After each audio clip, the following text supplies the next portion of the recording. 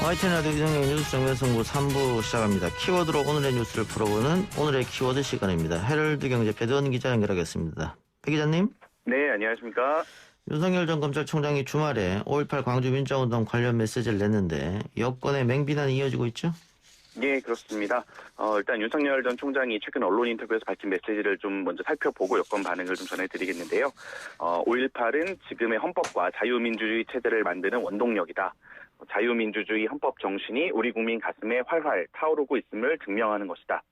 또 어떠한 형태의 독재나 이런 거에 대한 강력한 거부와 저항을 명령하는 것이라는 이야기도 했고, 또 역사의 교훈을 새겨서 어떤 독재에도 분연히 맞서야 한다. 이런 말을 하기도 했습니다. 특히 이 대목이 문재인 정부를 겨냥한 건 아니냐, 이런 해석도 나왔고요. 또 윤 전 총장은 5.18 이후 적절한 시점에 광주 등 호남 방문을 검토 중인 것으로 전해지고 있는데요. 어쨌든 윤 전 총장이 지금 대선 후보 지지율에서 상당히 높게 나오고 있기 때문에 주목도가 높은 상황에서 법력권 인사들이 연일 맹공을 퍼붓고 있습니다. 일단 정치 검찰이 무슨 납치로 5.18 정신을 운운하느냐라는 비난에서부터 친일파가 태극기를 든 격이다. 이런 주장도 나왔는데요. 일단은 여권의 유력 주자인 이낙연 전 더불어민주당 대표는 오늘 한 라디오 방송에서 이 평가를 묻는 질문에 단순한 것은 정치에서 좋은 건데 그러나 너무 단순한 것 같은 생각이 든다라고 윤 전 총장의 메시지를 평가절하했습니다. 그러니까 5.18의 기본 정신이 독재에 대한 저항인 거는 맞지만 꼭 이거를 독재와 저항으로만 볼 것이냐, 다른 요소들도 많이 있다, 이런 지적이고요. 대권 출마를 저울질하고 있는 김두관 민주당 의원도 오늘 자신의 SNS에 윤석열 총장이 보수 언론과 합세해서 5.18 정신 운운하며 문재인 정부를 우회적으로 비판하고 나섰다. 배은망덕이 아닐 수 없다라고 직격을 했습니다. 김두관 의원은 윤 전 총장이 검찰총장과 검찰을 자기 정치에 이용했듯이 5.18 광주도 자기 정치에 이용하고 있다면서 그동안 검찰이 이 5.18 광주에 보여줬던 과거를 반성하는 게 우선이라고 지적을 했습니다. 예. 김의겸 의원인가요? 윤석열 전 총장이 전두환 대통령과 닮았다 이런 말 한 것 같아요. 예, 그렇습니다. 오늘 자신의 페이스북에서 김의겸 열린민주당 의원이 그렇게 주장을 했는데요. 윤 전 총장이 5.18을 언급하니까 젊은 시절의 전두환 장군이 떠오른다면서 30년이라는 나이 차이에도 둘의 모습이 겹쳐 보인다라고 평가를 했는데요. 이 두 사람의 공통점을 세 가지로 들면서 2단계의 쿠데타를 거쳤고 진짜 사나이 스타일이고 조선일보의 지원을 받았다 이렇게 지적을 했습니다. 아무래도 김의겸 의원 같은 경우는 윤석열 전 총장에게 비판적인 입장을 갖고 있고 또 부정적인 이미지를 씌우려는 의도가 느껴지기도 하는데 어쨌든 이 맞고 틀리고를 떠나서 이렇게 흥미롭게 분석을 해서 좀 소개를 해드리겠습니다. 일단은 윤 전 총장과 전두환 장군이라고 이제 김의겸 의원이 표현을 했는데 이 두 사람이 2단계 쿠데타를 거쳤다고 주장하는 부분을 보면은 전두환 장군 같은 경우에는 12.12와 5.17 두 차례에 걸쳐서 거쳤다. 그러니까 12.12까지만 해도 전두환 장군이 대권을 꿈꾼 건 아닌 것 같은데 첫째, 하나회, 자신이 사랑하는 조직을 지키기 위해서 성공을 날렸다고 봐야 한다라고 설명을 했습니다.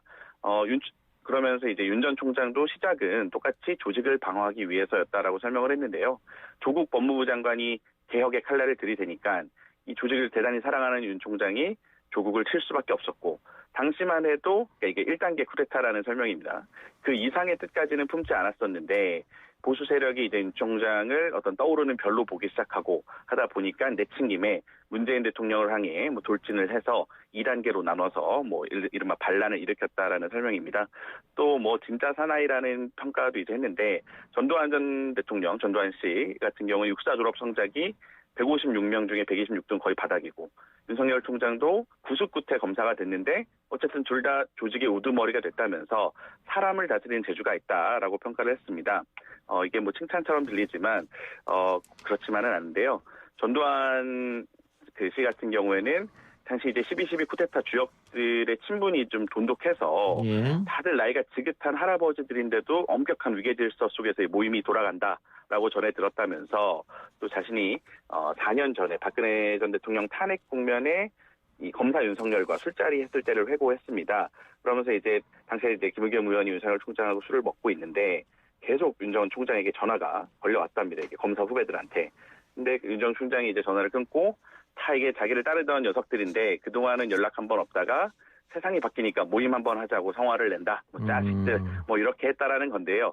그러니까 결국에는 전두환 씨의 어떤 스타일이나 윤 전 총장의 리더십 스타일이 비슷한 거 아니냐, 뭐 이런 회고입니다. 또 마지막으로 이제 뭐 조선일보의 지원을 공통점으로 언급을 했는데요. 당시 이제 전두환 장군의 뭐 긍정적인 평가를 담은 조선일보의 기사 제목을 쭉 나열하면서 40년 뒤에 조선일보가 이번에는 윤석열 총장에게 별의 순간을 안기고 있다라고 말을 했습니다. 그러니까 보수 언론들이 윤석열 전 총장을 띄워주는 거 아니냐, 뭐 이런 비판적인 시각이고요. 또 아실 분들은 아시겠지만 사실 윤 전 총장이 서울대 법대 재학 당시에 그 5.18 모의 재판에서 전두환 씨에게 사형을 구형한 일화로도 대단히 유명한데 예. 2021년에는 반대로 닮았다, 뭐 이런 비난을 듣고 있으니까 참 아이러니한 것 같습니다. 뭐 김우겸 의원이 뭐 그런 얘기를 쓸 수는 있는데 네, 저는 여기서 그 내용 두 사람이 닮았다 이것보다는 네, 문재인 대통령에게 윤석열 전 총장이 조국만 도려내겠다 이렇게 보고를 했다고 이야기를 썼단 말이죠.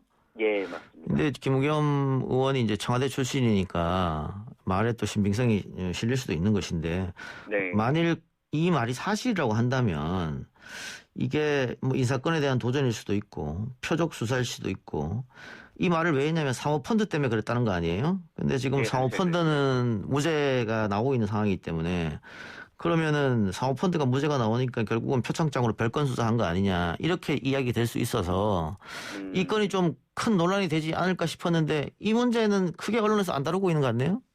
현재까지는 뭐 그 대목에 대해서는 크게 다루고 있지는 않은 상황입니다. 기사가 그렇게 많이 나오고 있지는 않습니다. 알겠습니다.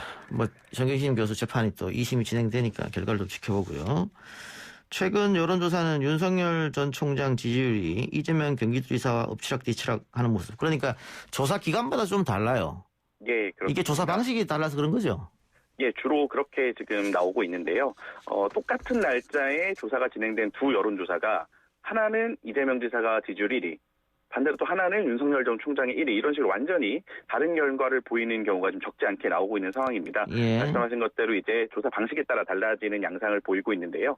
전화 면접 방식, 그러니까 이 조사 상담원이 누구를 지지하십니까? 이렇게 물어보는 방식에서는 이재명 지사가 1위를 차지하고 있고, 예. 자동응답 방식, ARS 방식 조사에서는 윤석열 전 총장이 각각 우위를 보이는 추세가 지속적으로 좀 나타나고 있습니다. 뭐 이게 여러 가지 해석이 가능하겠지만 통상 ARS에서 더 높은 지지율이 나오는 쪽이 샤이 지지층, 그러니까 이른바 뭐 좀 부끄러워하는, 자신의 의사를 적극적으로 드러내지 않는 샤이 지지층을 가진 것으로 평가되는데요. 원래 있던 샤이 보수에다가 샤이 윤석열이 겹친 모양새다라는 분석도 나오고, 또 윤석열 전 총장이 총장직을 사퇴한 후 한 70일 넘게 사실 이제 뭐 공개 활동을 안 하고 있기 때문에 지지층 결집이 강하게 이뤄지지 못해서 샤이 지지층이 많은 거 아니냐, 뭐 이런 관측도 있습니다. 어쨌든 현재로서는 여론조사를 보시면 이게 ARS 조사인지 전화 면접 방식의 조사인지에 따라 다르기 때문에 각각 조사의 추세를 좀 지켜보시는 게 가장 좋을 것 같습니다. 예. 그 조사를 두 개를 합쳐서 나누면 된다 뭐 이런 얘기도 있긴 하던데. 예, 조사 방식에 따라서 결과가 다르니까 어쨌든 양강구도가 형성된 건 사실이니까요. 예, 그렇습니다. 예, 좀 지켜보기로 하고요. 민주당 대선 경선 연기로는 이제 조금 지나간 이슈 아닙니까? 어떻게 보세요? 이제 뭐 지나갔다라고 평가하는 것도 있는데 기자들은 계속 질문을 이어가고 있거든요. 예. 일단은 청취자분들 위해서 간단하게 말씀드리면은 민주당의 이제 특별 규정이 대선 180일 전에 이제 다 당의 대통령 선거에 나설 후보를 뽑게 됩니다. 내년 선거가 3월 9일이니까 올해 9월 9일 전까지 이 민주당 경선을 마치고 민주당의 대표 후보, 대선 후보를 뽑는 일정이 돼 있는데, 이게 당내 일각에서 뭐 친문 진영으로 이제 우리가 흔히 평가를 하는데 이 일정을 좀 미루자라는 주장이 계속 나오고 있는 겁니다.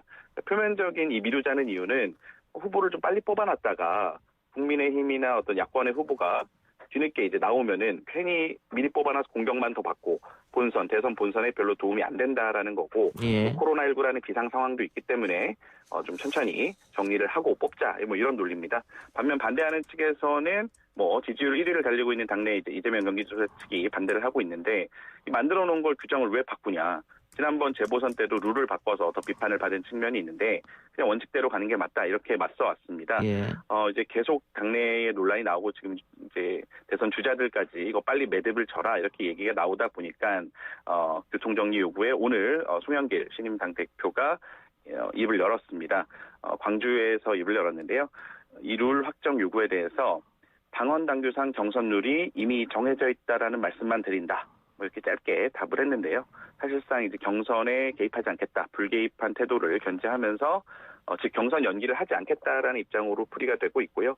이재명 경기지사 측에서 강하게 반발하고 있는 상황이기 때문에 불필요한 갈등을 빚지 않겠다, 뭐 이런 의지가 엿보인다는 관측입니다. 어쨌든 현행 규정대로 가면은 다음 달 한 20일께, 6월 20일께의 예비 후보 등록을 시작해서 그달 말에 이 후보를 6명으로 추리는 1차 경선, 뭐 예비 경선이라고 하죠. 이거를 치르고 또 이후에 본 경선을 진행하는 일정이 시작될 것으로 보입니다. 예, 알겠습니다. 민주당 지도부에서 사실은 경선을 연기할 계획이 있으면 지금부터 논의가 좀 들어가야 될 텐데, 예. 논의 자체가 없다는 것이 연기 불가를 천명한 게 아니냐, 이런 해석도 있더라고요. 예, 그렇게 해석이 많이 되고 있습니다. 예, 알겠습니다. 오늘 기자 언박싱은 이 정도로 마무리하죠. 배 기자님 수고하셨습니다. 네, 감사합니다.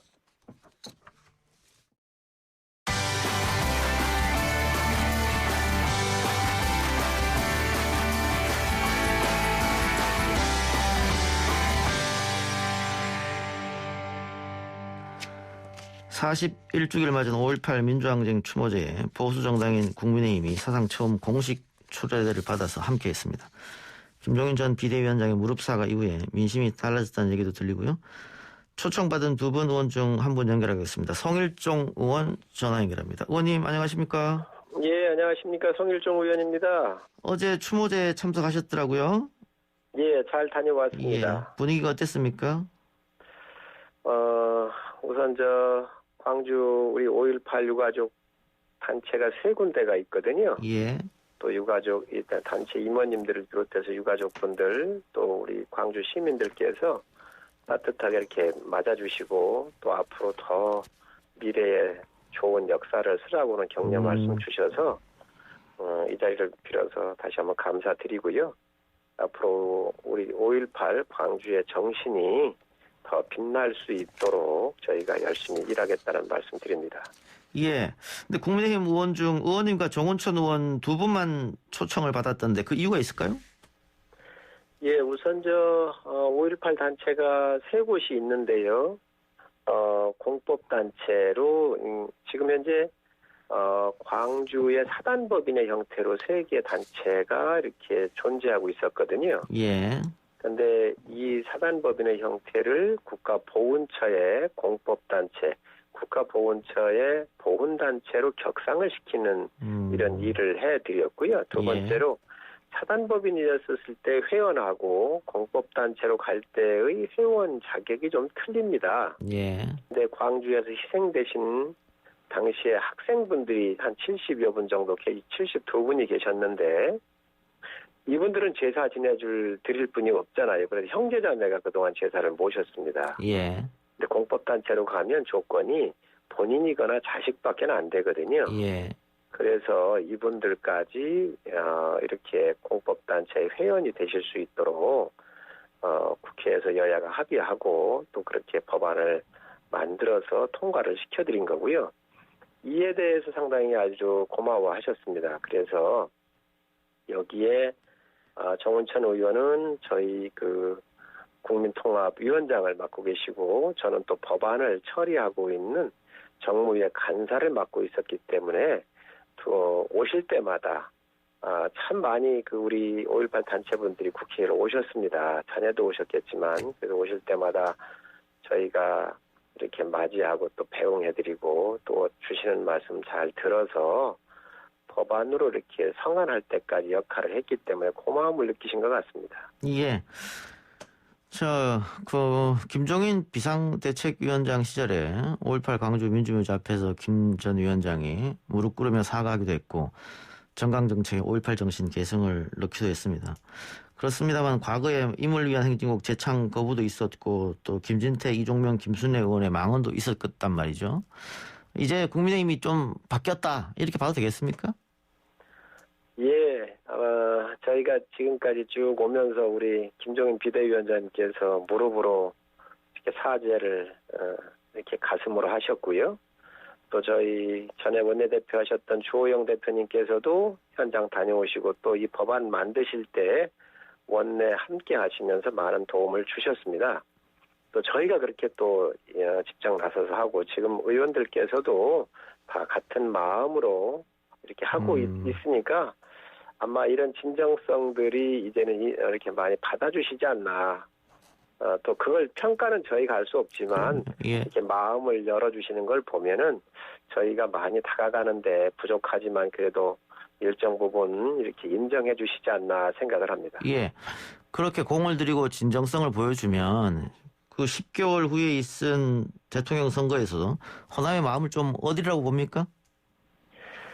5.18하고 저희의 호남 동행하고는 일직선상에 놓고 평가하는 것은 적절하지 않은 것 같고요. 예. 5.18은 역사에 있는 그런 흐름이고요.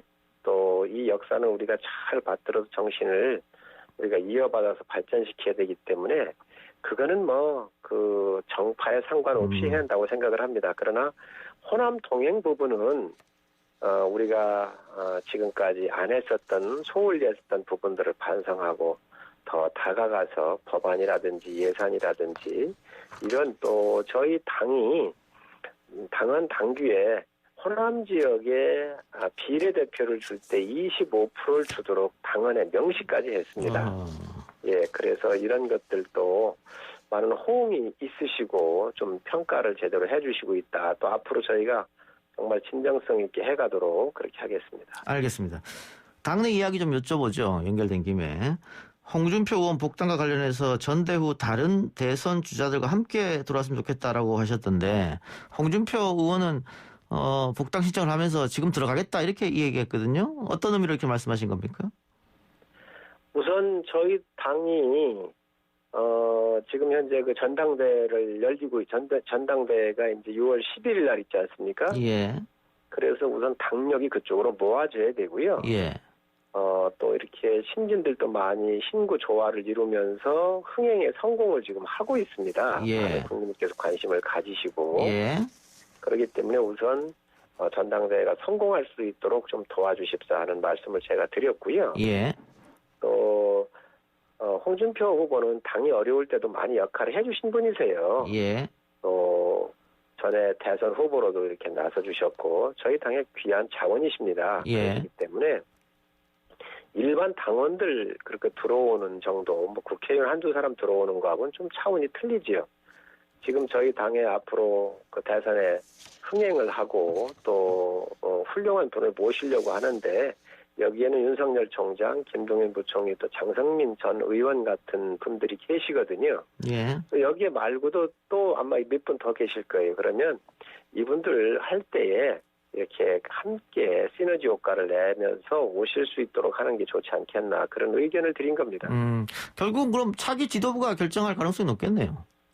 예, 그렇습니다. 그거는 그전부터 계속 그렇게 저희가 얘기를 했었죠. 차기 지도부에서 결정했으면 좋겠다. 이렇게 예. 말씀을 드렸죠. 알겠습니다. 차기 지도부 이야기가 나왔으니까 지금 전당대회 룰이 당원 70, 국민 30이지 않습니까? 여론조사 30인데 오늘 예비 컷오프를 5명까지 뽑기로 하고 룰은 당원 50, 국민 50 이렇게 했더라고요.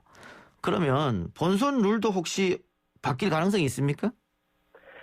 본선 룰은 당헌 당규에 있기 때문에 바꾸기가 어려워요. 아하. 그러나 본선에 가기 전에 좀 그 본선에 룰을 적용하지 않아도 되는 예비 경선 같은 경우는 조금 융통성이 있지요. 그러니까 그 부분에 대해서는 좀 우리가 그 유연성을 가지고 아마 그 후보들께서 요구했거나 아마 그런 논의가 있었을 겁니다. 그래서 50대 50 한 거로 보여지고요.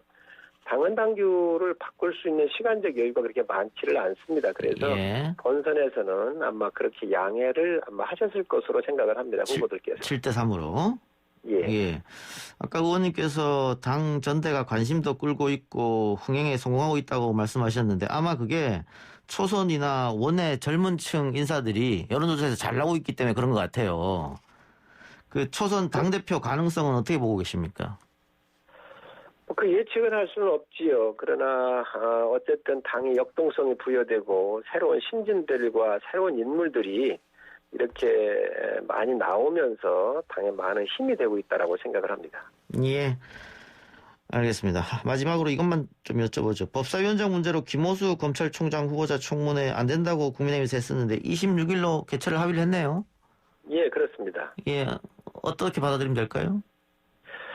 청문회는 반드시 해야지요. 그런데 지금 법사위원장이 사실은 공석이거든요. 예, 왜냐하면 법사위원장 하시던 분이 이제 원내대표가 되셔서 국회 운영위원장으로 이제 가셔야 되는 거잖아요. 예, 지금 또 운영위원장인 그 원내대표를 지금 하고 계십니다. 그런데 18대에서부터 의회 민주주의를 위해서 소수에 대해서 견제 기능을 주기 위해서 당시 민주당이 81석으로 아주 그 소수의 야당이었었을 때도 법사위원장은 여당이 주었거든요. 예, 이거를 지금 178석이 넘는 거대 여당에서 21대에 100석 정도 되는 그 지금 야당의 목인 법사위원장을 뺏어간 거거든요. 예, 그래서 이 자리가 법사위원장이 이제 원내대표가 됐으니 거의 이건 공석이나 마찬가지입니다. 그러니 이번에 이 부분을 좀 야당한테 되돌려달라고 하는 저희의 요구는 저는 정당하다고 생각을 합니다. 예. 여당에서 이런 부분들을 원만한 국회 운영하고 또 협치를 대통령께서 계속 요청을 하셨으니까 이 부분에 대해서 이번 기회에 정리를 좀 해주셨으면 좋겠습니다. 하반기 때 다시 논의하자 이런 얘기도 있던 것 같은데요. 하반기라고 하면 뭐 지금이 하반기 아닌가요? 아니 국회 하반기. 지금 야당을 예. 무시하고 뺏어간 그 부분에 대해서는 하루라도 빨리 되돌려줘야지요. 이건 야당 무시고 국민 무시인 거거든요. 예, 야당의 목을 어떻게 권력의 힘으로 다수의 행포의 힘으로 뺏어갈 수가 있겠어요. 그래서 이거는 하루빨리 되돌려줘야 될 목이지 저는 여당이 협상을 해서는 안 된다고 생각을 합니다. 예, 알겠습니다. 여당 측 의견은 뭐 돌려줄 생각이 없는 것 같긴 한데 하여튼 뭐 좀 더 두고 보고 어떻게 협상이 되는지. 그 청문회가 이제 결정이 됐으니까 날짜가 김호수 후보자에 대해서는 어떻게 판단하고 계십니까? 저는 뭐 한마디로 말씀을 드리면 김호수 후보자는 감사원에서도 감사위원으로 추천을 2번 했었을 때 감사위원회에서도 정치적인 중립성이 편향돼 있기 때문에 받을 수 없다라고 거부됐던 분 아닌가요? 예, 검찰총장은 정치적 중립이 생명입니다. 이건 국민들께서 다 알고 계실 거예요. 그렇기 때문에 저는 정치적인 중립성이 담보되는 인사라야 전 맞다라고 생각을 하고요. 예. 아마 이런 부분들이 청문회 과정에서 집중적으로 다루어질 겁니다. 예. 뭐 다른 부분은 혹시 없습니까? 지금 준비하고 계시는 거 뭐 국민의힘에서? 검찰총장과 관련돼서 질문하시는 건가요? 예. 그거는 이제 법사위원들이 아마 여러 가지 자료를 보면서 준비를 할 겁니다. 예. 윤호중 원내대표는 김호수 후보자가 중립성에 문제가 있으면 윤석열 전 총장도 정치적 중립이 의심되는 거 아니야? 이렇게 반박하던데요. 억지지요. 어떻게 윤석열 총장은 과거 정권에도 매섭게 했지만 살아있는 권력에 대해서도 매섭게 하니까 이 정부가 싫어하는 거 아닙니까? 예. 과거 정권 메스를 가할 때 얼마나 그 대단한 인물로 칭송을 했나요? 자기들 치부를 드러내서 환부를 도려낼 때는 또 비난하는 것은 결코 바람직하지 않지요. 예. 김호수 후보자는 현 정권과 조금 가까운 관계이기 때문에 중립성이 의심된다. 이 말씀으로 제가 알아듣겠습니다.